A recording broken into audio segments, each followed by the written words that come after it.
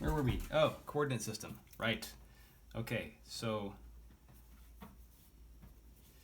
we have a point. We want to label it with some coordinates, and so we find out, what is the value here on the x-axis and what is the value here on the y-axis, and then we give it some coordinates.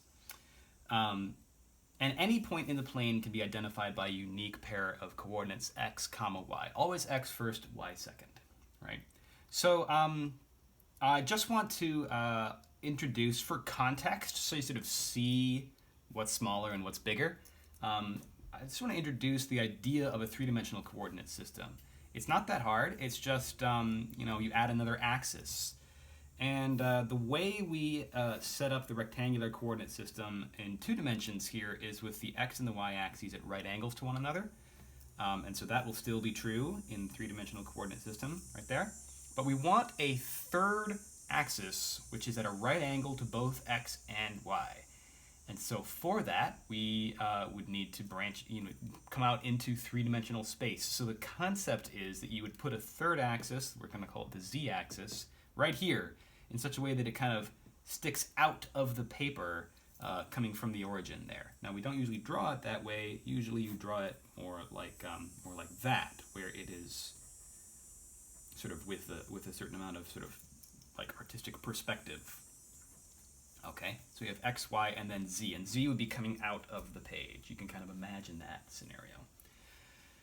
And then if you want to plot a point, let's say we want to plot the point like 1, 2, 3. We find 1 on the x-axis, maybe we find 2 on the y-axis, and we find 3 on the z-axis. There are 1, 2, 3, and then you would do like you do in the 2D coordinate system, where you kind of measure along some dotted lines. And it can be helpful to make basically a rectangular box, like that. So you imagine right there, I drew a sort of dotted line box and put a point there. That's a point in 3-dimensional space at coordinates 1, 2, 3. And then we have this whole 3D space that's sort of separated by the axes into 8 different, what are called octants. So there we go. We have coordinate systems for any number of dimensions that you want. We are going to mostly be using the 1 and 2-dimensional coordinate systems. Mostly 2, 1 a little bit. So, all right. So now let's talk about distance.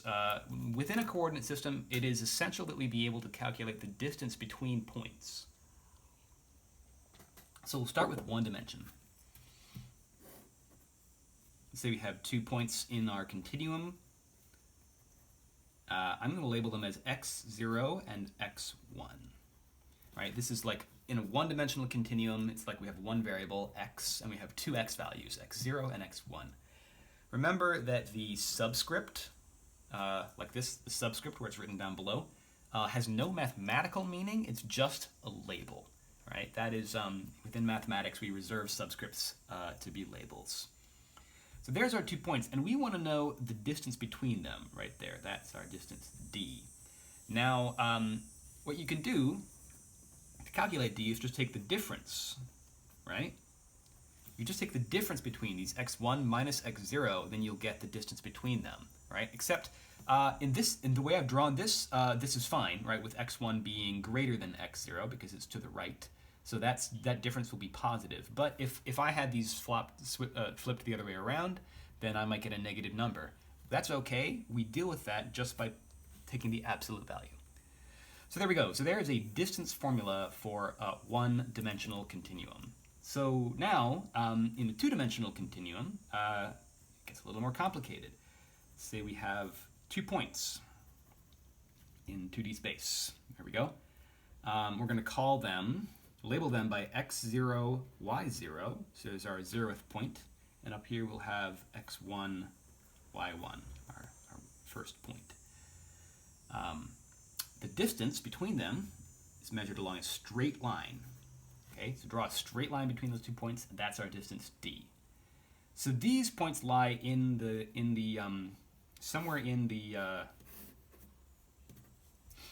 in our plane, right? And so we can sort of position them relative to the axes and look at what's going on. So let's draw these vertical lines down to the x-axis here, and we'll see the coordinates x0 and x1 lie in a single continuum along the x-axis, right?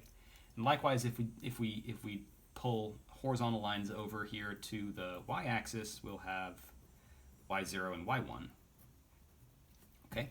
You'll notice if you take this line here, this horizontal line, and continue it across, it actually forms a right angle, right? This is a rectangular continuum, so it's a grid of right angles, a grid of perpendicular lines. And so actually what we have going on here is a little right triangle. So we are going to now pull in information from geometry, a famous theorem from geometry, which I'm sure you've seen before. Pythagorean theorem, the theorem of Pythagoras. Which says if you have a triangle, a right angle there, with legs of length A and B and a hypotenuse of length C, well then the sum of the squares of the legs lengths will give us the square of the hypotenuse length. A squared plus B squared equals C squared. So that is a theorem we know from geometry, and we can apply it here to figure out a distance formula. But we need to know the lengths of the legs, right? We need to know this distance here and this little distance here. So to calculate those, we can apply the formula that we already figured out for the one-dimension distance. This distance here, this bottom leg, is going to be given by the distance between x0 and x1. So that'll be the absolute value of x1 minus x0. And the vertical distance here is the distance between the y-coordinates, absolute value of y1 minus y0. So there we go. So now with those as our leg lengths and d as the hypotenuse length, Pythagorean theorem gives us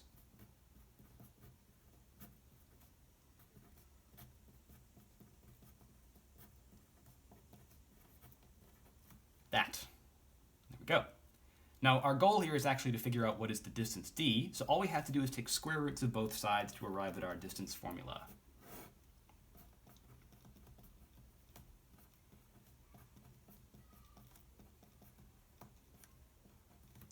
All right, so there we go. D is the square root of a difference in x's squared plus a difference in y's squared. And that is a positive square root because we're dealing with distance. Distances are always positive. Distances are a little different from position. Sometimes you're tracking position and your position can be negative. The negative just indicates that you're sort of behind your starting point instead of in front of it. But distance should always be a positive number. The other thing I did here is I omitted the absolute values and replaced them with parentheses. You can think about why it is that I did that. If you'd like, you pause the video and think about why it's okay to do that. The answer is that when you square something, you get the same value whether or not you started with a number or its opposite.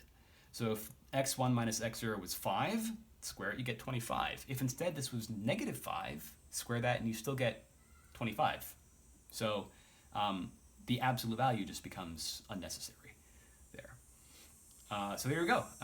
There's distances. And by the way, in the three-dimensional coordinate system, if you want to calculate distance between 2 points, it's super easy. You just add a difference in z's squared inside that square root, and then that extends to any number of variables in any number of dimensions you want. So there we go.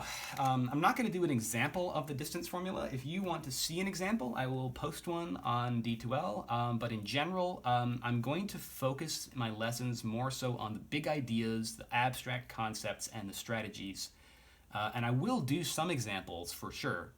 But this is a very basic thing, and calculating the distance between 2 points is something you can find examples of all over the internet. So in general, I will probably frequently be pointing you to Google or YouTube and saying, you can find, I'll show you like a few examples, but if you want to see more, go to YouTube. There's Khan Academy, there's Patrick JMT, there's any number of just good YouTubers out there who are making math videos, and you can find examples of these things all over the place. So I'll focus on the big ideas that I want you to learn, and the concepts and the abstract things, and sort of presenting things, presenting like the why and the how, right? And well, the why, mostly the why and the where does this come from, and that kind of thing. And I guess the how of like actually applying stuff I will do some of, but I will also point you to your other resources for that. Okay. All right.